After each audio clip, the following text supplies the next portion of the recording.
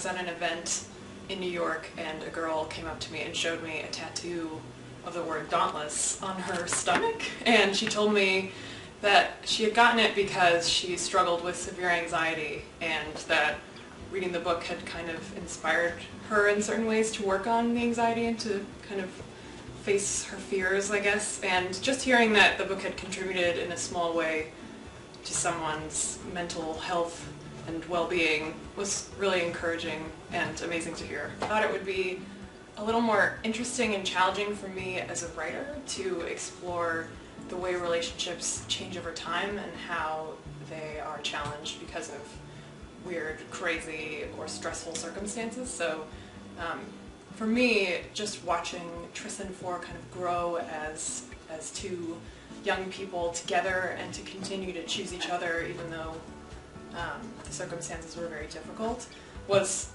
just really a lot more interesting than kind of throwing someone else into the mix and showing Tris being indecisive, which it's not really in her nature to be that indecisive.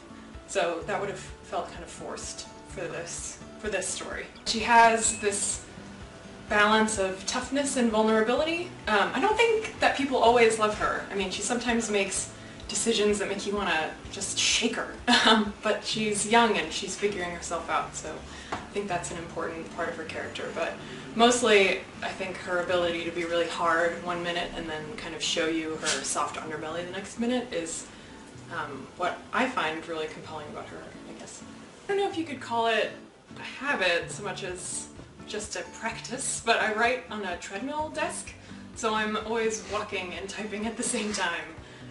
Which isn't quite like my romanticized image of a writer with a typewriter, you know, at a dark desk somewhere. It's just me walking very slowly on a treadmill, which is a little weird. You're nervous, aren't you? Why would I be nervous? We're just gonna decide the rest of our lives. You're different. You don't fit into a category. They can't control you. They call it Divergent. It was pretty nuts seeing Theo and Shailene acting together for the first time, mostly because it was the first time I'd seen either of them in their roles as Tris and Four. And even though they're basically in a blank room sitting in chairs, you know, obviously not in costume, not with any sets around them, and I still felt like they were exactly right. They were Tris and Four instead of Shailene and Theo. And that was pretty incredible because I wasn't sure at that point if we would ever be able to find anyone who would capture those characters just right, but it was amazing. And they had great chemistry, which is important.